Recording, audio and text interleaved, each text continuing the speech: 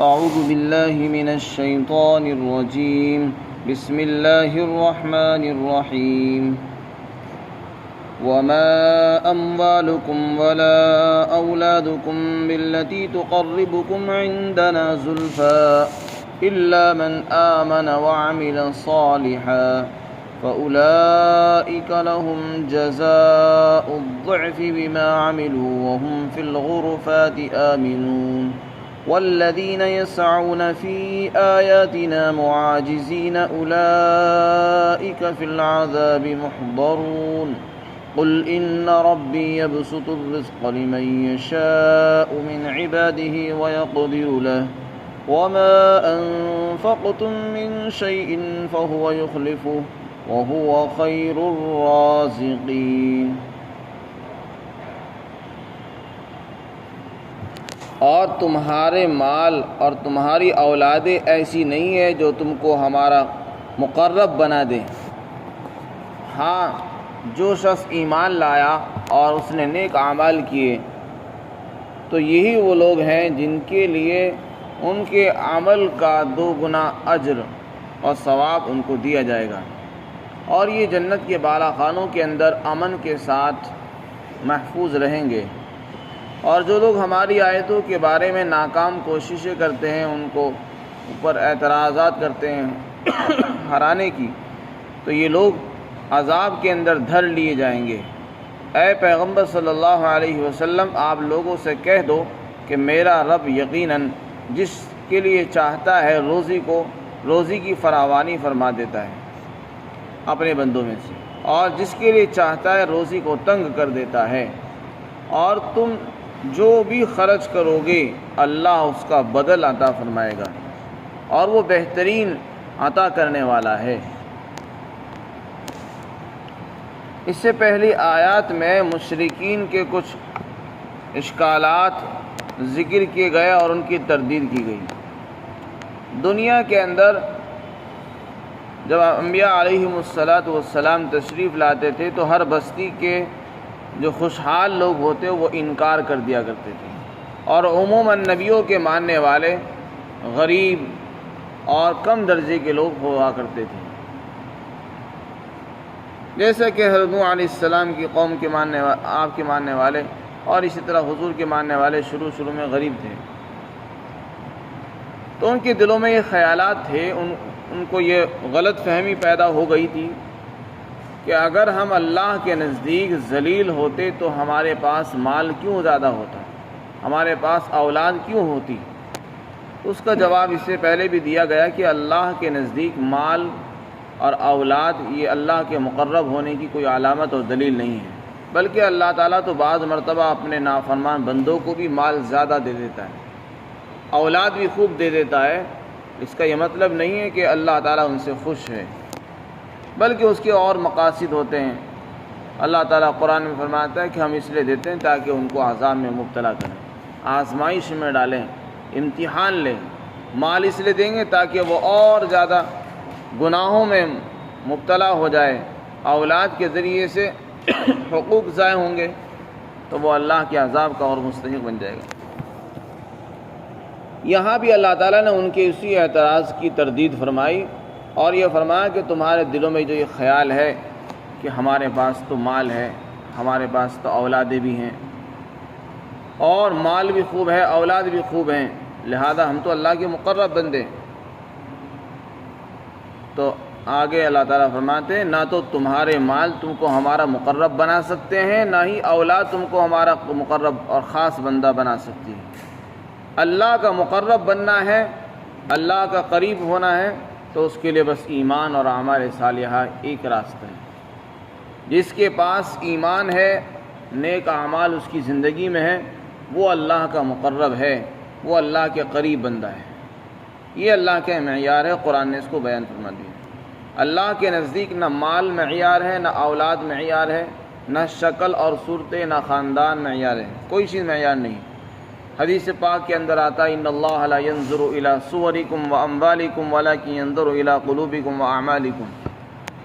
آپ علیہ السلام نے ارشاد فرمایا کہ اللہ رب العزت نہ تو تمہارے مال کی طرف نظر فرماتا ہے، تمہارے پاس کتنا مال ہے. جیسے کہ دنیا کے اندر ہر انسان دوسرے سے مال دیکھ کر بات کرتا ہے کہ اس کے پاس کتنے پیسے ہیں، اس سے بات کرے گا، تعلق بڑھاتا ہے، دوستی بھی کرتا ہے. رشتہ داریاں بھی مال کی بنیاد پر ہوتی ہیں، تعلقات بھی مال کی بنیاد پر ہوتے ہیں، یہ شکل دیکھ کر ہوتے ہیں.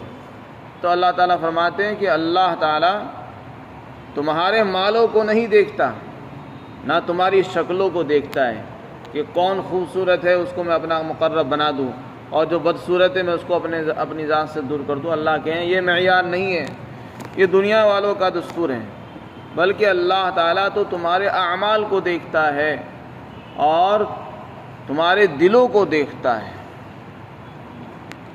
دنیا والوں کی طرح شکلیں نہیں دیکھتا، وہ دلوں کی کیفیت کو دیکھتا ہے. تمہارے دل میں کتنی اللہ کی محبت ہے، تم اللہ کے لیے کتنا کام کرتے ہو، اللہ کو راضی کرنے کی تمہارے اندر کتنی تڑپ ہے، وہ اللہ دیکھتا ہے. دل کے اندر کی کیفیت کو اللہ تعالیٰ پہچانتے ہیں اور اسی طرح تمہارے اعمال کو دیکھتا ہے. تمہارے اعمال کیسے ہیں، اللہ کو راضی کرنے والے اعمال ہیں یا اللہ کو ناراض کرنے والے، اس کے غصے کو اتارنے والے اعمال ہیں، عذاب میں مبتلا ہونے والے اعمال ہیں یا انعامات حاصل کرنے والے اعمال ہیں. یہ چیزیں دیکھ کر اللہ تعالیٰ اپنے بندوں کو اپنے قریب کر لیتے ہیں یا اپنے سے دور کر دیتے ہیں. اگر اعمال اچھے ہوتے ہیں اپنے قریب کر دیتا ہے، اعمال ناراض کرنے والے ہوتے ہیں اللہ بندوں کو دور کر دیتا ہے. اسی طرح دلوں کے اندر اگر اچھے جذبات، اچھے خیالات، اچھے ارادے ہوتے ہیں تو اللہ بندوں کو اپنے قریب کر دیتا ہے. برے ارادے ہوتے ہیں دور کر دیتے ہیں. یہ اللہ کے معیار ہیں. اسی کو فرمایا کہ تمہارے مال نہ تو تم کو ہمارا قریب بنا سکتے ہیں، نہ تمہاری اولادیں تم کو ہمارا مقرب اور خاص بندہ بنا سکتی ہیں. اگر کوئی چیز ہے تو وہ ایمان اور عمل صالح ہے. لہذا یہ خلاصہ یہ ہوا کہ ہمیں اپنے ایمان اور اعمال کی حفاظت کرنی چاہیے. جو مومن ہیں ان کے لیے یہ خوشی کی بات ہے کہ وہ اللہ کے مقرب بندے ہیں، اللہ کے قریب ہیں. وہ اگر وہ نیک اعمال میں لگے ہوئے ہیں تو ان کے لیے بہت بڑی سعادت کی بات ہے کہ اللہ تعالیٰ فرماتے ہیں وہ میرے خاص بندے ہیں، میرے مقرب بندے ہیں. وہ ایسے اعمال میں لگے ہوئے ہیں جو ان کو اللہ کے قریب کر دیں گے، اور جو اللہ کا خاص بندہ بن جائے گا تو اس کے لیے تو ہر چیز آسان ہو جائے گی. فرمایا ایسے لوگوں کو کیا ملے گا جو ایمان کے ساتھ اعمال صالحہ میں لگیں گے. فرمایا وہ جو بھی عمل کریں گے ان کے عمل کا اجر و ثواب دو گنا کر کے دیا جائے گا، بڑھا کر دیا جائے گا. اللہ کے یہاں کتنا دیا جاتا ہے؟ اللہ کے یہاں ہر عمل پر 10 نیکیاں ملتی ہے. یہ تو ضابطہ عام ہے. ایک نیکی پر 10 گنا ثواب ملتا ہے. اور قرآن کریم کے اندر اللہ تعالیٰ نے سورہ بقرہ میں فرمایا کہ ایک نیکی پر 700 تک بھی ملتا ہے اور اس سے زیادہ. واللہ یضاعف لمن یشاء، اللہ جتنا چاہے بڑھا سکتا ہے. اس کے خزانے میں تو کمی نہیں، جس کو چاہے بڑھا بھی دے سکتا ہے. نہ کوئی سے ٹوکنے والا ہے نہ روکنے والا ہے. دلوں کی کیفیت کو دیکھتا ہے. جس کے دل میں اخلاص جتنا زیادہ ہوگا اتنا ہی زیادہ انعامات ملے گا. فرمایا اہل ایمان کا درجہ بیان کرتے ہوئے فرمایا کہ یہ لوگ جنت کے بالا خانوں کے اندر جو اونچے اونچے مکانات بنے ہوئے ہوں گے ان کے اندر رہیں گے، اور وہاں کسی قسم کا ان کو خوف، خدشہ، خطرہ نہیں ہوگا، بلکہ چین سکون کے ساتھ ہر قسم کی تکلیفوں سے محفوظ رہیں گے. دنیا کی طرح نہیں کہ انسان کتنا ہی اونچا محل بنا لے لیکن دل میں خطرہ، خوف، کھٹکا لگا رہتا ہے. کوئی چور نہ آ جائے، کوئی ڈاکہ نہ ڈال دے، پولیس والے نہ آ جائیں، کوئی ہمارے محل پر حملہ نہ کر دے، کوئی آسمانی آفت یا زمین سے زلزلہ نہ آ جائے یا بجلی نہ گر جائے آسمان سے، یہ نہ ہو جائے، وہ نہ ہو جائے.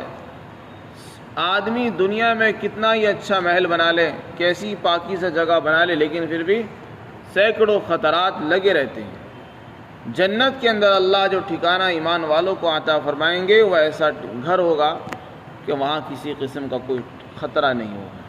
ہر قسم کے خطرات سے انسان بالکل محفوظ ہو جائے گا اور مامون ہوگا. اسی کو فرمایا وَهُمْ فِي الْغُرُفَاتِ آمِنُونَ، وہ بالا خانوں کے اندر امن کے ساتھ رہیں گے. اب دوسری طرف وہ لوگ ہیں جو اللہ پر ایمان نہیں رکھتے ہیں، آخرت کا انکار کرتے ہیں. جب ان کے سامنے قرآن کی آیتیں پڑھی جاتی ہیں تو ان پر طعن و تشنیع کرتے ہیں، اعتراض کرتے ہیں، اور یہ ایسی کوششیں کرتے ہیں جیسے کہ وہ اللہ کو ہرا دیں گے، اللہ کے عذاب سے نعوذ باللہ بچ جائیں گے۔ اللہ تعالیٰ فرماتے ہیں کہ یہ لوگ جس خیال کے اندر مبتلا ہیں، یہ سمجھ رہے ہیں کہ اولاً تو ہماری پکڑ نہیں ہوگی، ہم جو چاہے کرتے پھریں، ایسا نہیں ہے۔ کیا یہ زمین سے نکل جائیں گے؟ زمین سے نکل کر کہاں جائیں گے؟ آسمانوں سے نکل کر کہیں بھی نہیں جا سکتے، اللہ تعالیٰ کی پکڑ سے بچنے والے نہیں ہیں۔ جو لوگ اللہ کے نافرمان بندے ہیں ان کی مثال تو ایسی جیسے کہ وہ ایک گھر کے اندر بند ہیں، اللہ جب چاہے گا ان کو پکڑ لے گا۔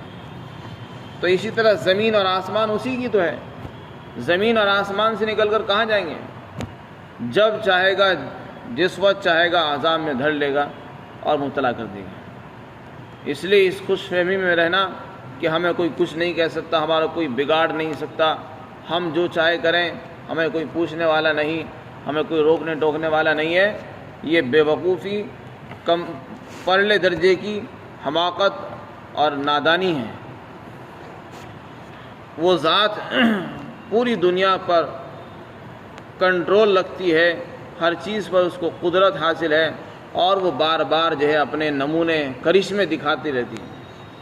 جگہ جگہ دیکھتے رہتے ہیں آپ، جو لوگ اللہ کے خلاف اعلان جنگ کرتے ہیں، اللہ تعالیٰ ہی ان کو دنیا سے نیست و نابود کر دیتا ہے۔ کبھی زلزلے آ رہے ہیں، سیلاب آ رہے ہیں، طوفان آ رہے ہیں، آندھیاں آ رہی ہیں، اور لوگوں کے مکانات تباہ ہوتے جا رہے ہیں۔ یہ روزانہ کی خبریں ہمارے سامنے آتی رہتی ہیں۔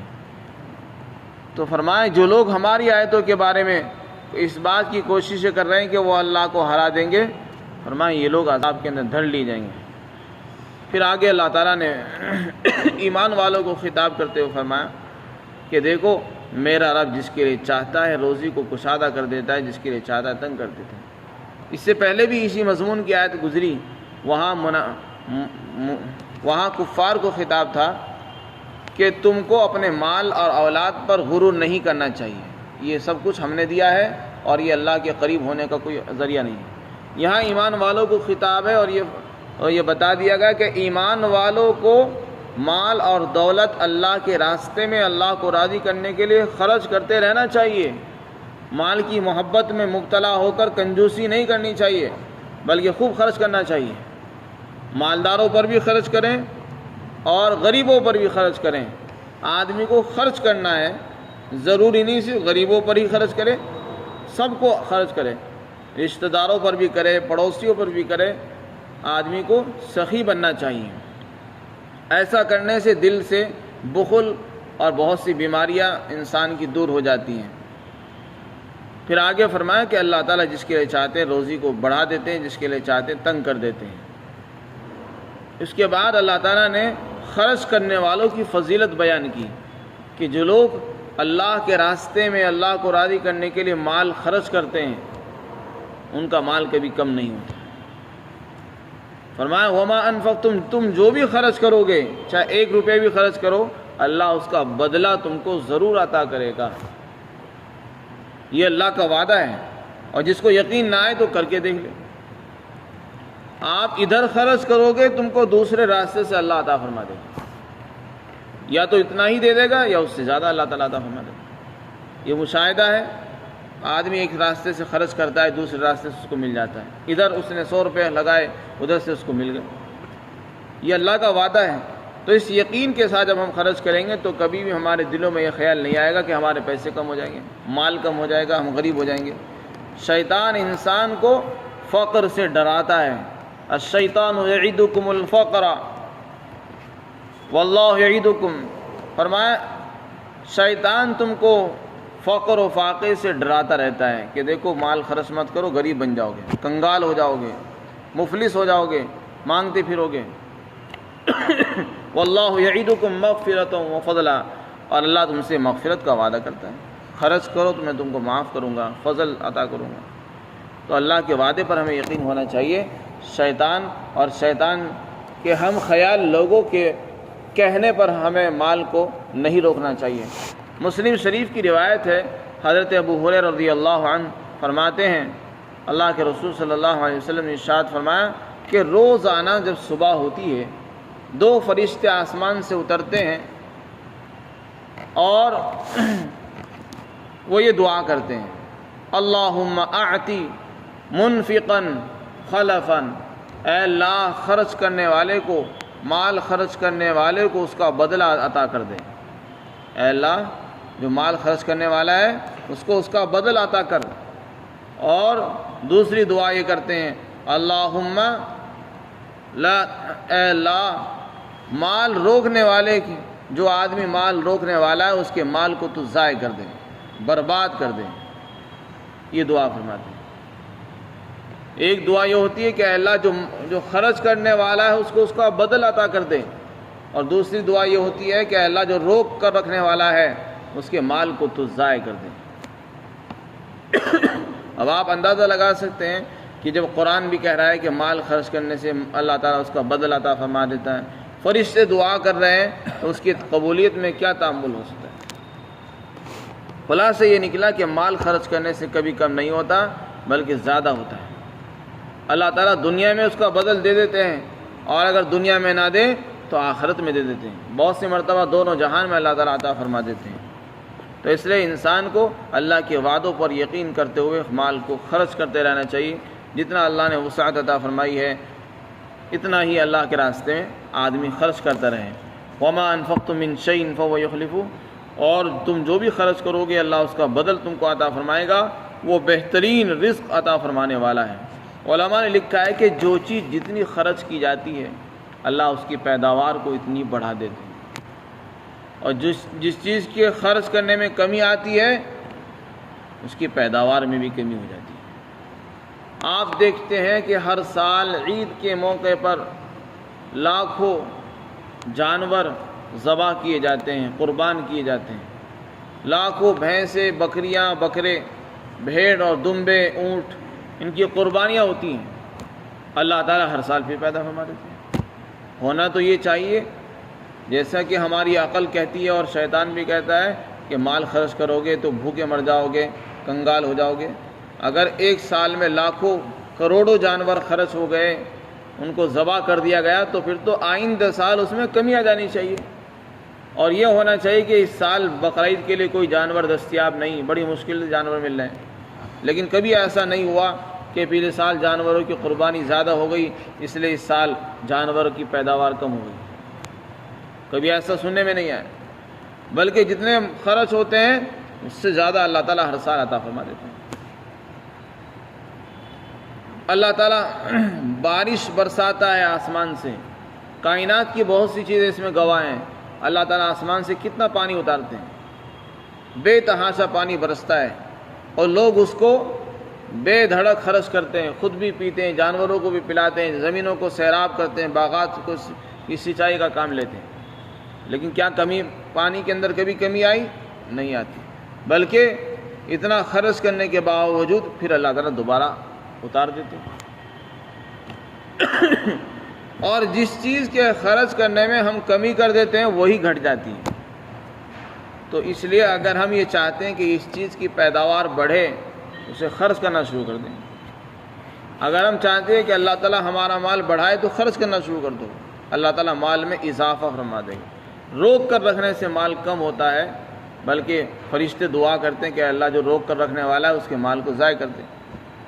تو روک کر رکھنے سے چوری بھی ہو سکتا ہے، ضائع بھی ہو سکتا ہے، اور ڈاکہ بھی ڈالا جا سکتا ہے، یا کوئی اور چھین بھی سکتا ہے، بہت سے خطرات ہیں۔ جب انسان مال خرچ کرے گا تو اللہ کی طرف سے وعدہ بھی ہے، مزید ملنے کا وعدہ بھی ہے۔